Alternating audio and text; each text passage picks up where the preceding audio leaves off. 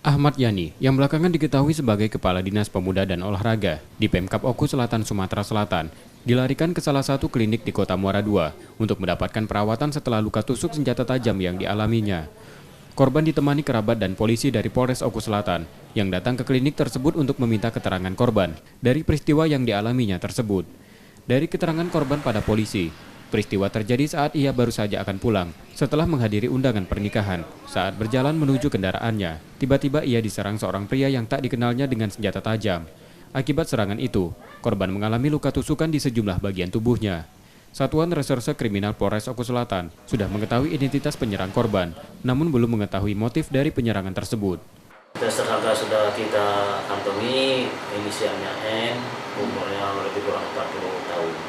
Dan tadi juga sudah kita melakukan penggerbekan ke rumah dan kita himbau kepada keluarga tersangka untuk segera menyerahkan diri saja supaya permasalahannya jelas.